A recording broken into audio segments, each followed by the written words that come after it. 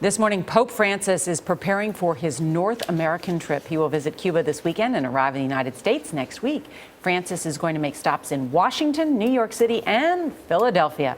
Alan Pizzey is in Rome with the challenges of protecting the people's Pope. Alan, good morning.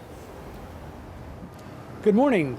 The six-city, 11,500-mile papal trip is packed with events that make it interesting, if exhausting, for those of us in the traveling Vatican press pool. For those charged with making sure the Pope gets to do everything he wants safely, it's all of that and a huge challenge more. In Vatican City, the Swiss Guards have 500 years of experience protecting popes.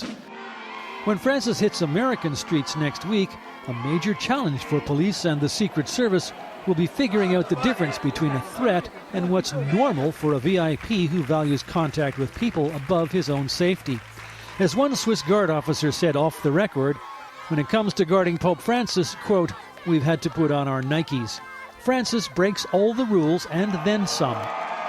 Accepting and apparently drinking offerings of his favorite Argentinian tea that have not been checked for poison is a regular feature of his weekly venture into St. Peter's Square. Imagine how Secret Service agents would react if someone thrust a lighted birthday cake in the direction of President Obama. Francis took it and blew out the candles.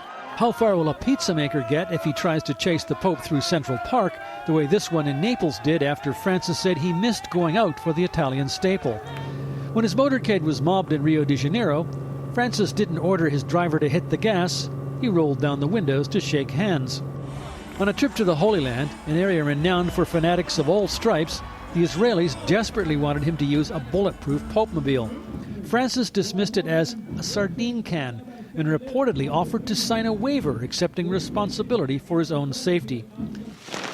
For those with the unenviable task of keeping this single-minded, people-oriented Pope safe in America, footwear advice from the Swiss Guards may well be useful. It's worth noting that the Swiss Guards don't just stand around in colorful uniforms holding medieval axes.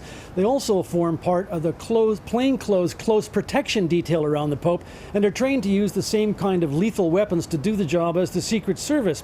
How those two services perceive and react to any potential threats will be fascinating, to say the least. Anita? I'm sure they'd appreciate that recognition. Alan Pizzey in Rome, thank you. Isn't it fascinating to see how the crowds feed off his energy? Yeah, and I have heard, though, that the Secret Service is very worried about his trip here to the U.S. It's more difficult in some ways than protecting the president. At least the president has that big limousine that is bulletproof, where the Pope does not. He likes to travel very, very modestly. The Pope mobile is very different than the beast, as they call it, the president's limo.